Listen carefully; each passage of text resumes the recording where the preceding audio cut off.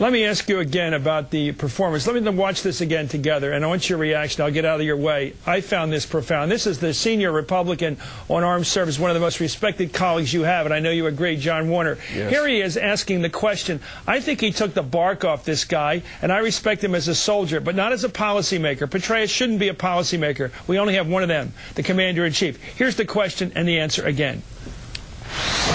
Are you able to say at this time, if we continue what you have laid before the Congress here as a strategy, do you feel that that is making America safer? Sir, I believe that this is indeed the best course of action to achieve our objectives in Iraq. Does that make America safer?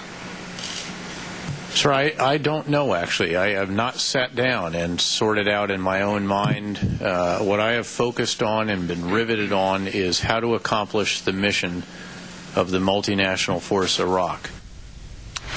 You know, Senator, you have the port in which the Dover, Delaware, where the bodies come back. I hate talking about this. I know you do, too.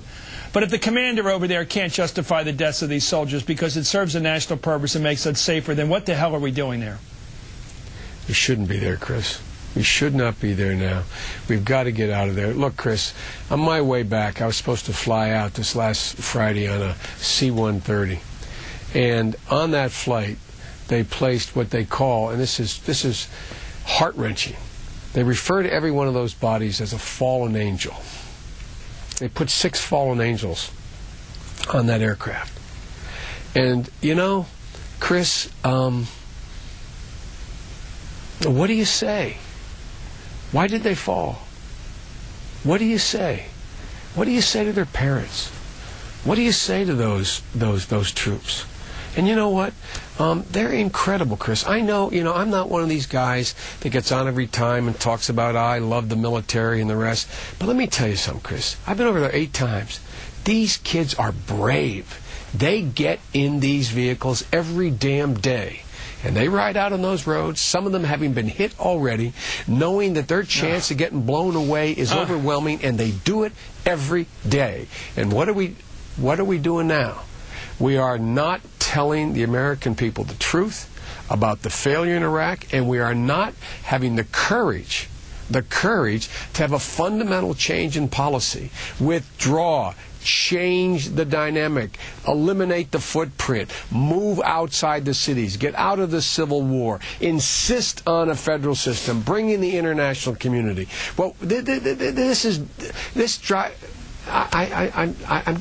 I'm getting myself angry. I understand, Senator. You're very emotional about this because you've talked to me and I've watched you on television, not just with you personally, but watched you on television talking about the need to give these men the equipment to protect them, the vehicles to protect them from IEDs. And I keep thinking about General Eisenhower. I didn't serve in the military. I was in the Peace Corps. But let me tell you something. General Eisenhower, when he met with the troops on D-Day, right before they took off and risked their lives and lost them in many cases, he said, "Good luck, soldier." Imagine if he'd said to them, "Good luck, soldier. I don't know what the hell you're fighting for. I don't know if this is going to make our country any safer or not." It's unimaginable. It's unimaginable that Petraeus came before the U.S. Senate and spoke. Imagine what this is going to sound like on Armed Services Radio tonight and television when they watch their commanders say they don't know what they're making, whether they're making America safer or not.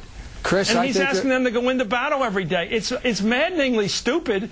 And this president seems to be hiding behind a guy he gave the orders to, and then is expecting him to defend the policy, and he admits it's beyond his pay level to defend the policy. Let me tell you something, Chris. He also knows that there's other generals and admirals, some his superiors, who do not think it's making America safer. Oh, I think that is his honest answer, Senator. I think you were onto it when you said you know. When they say they don't know, I'm afraid they do. Senator Joe Biden, Chairman of the Senate Foreign Relations Committee, which held these very important hearings today.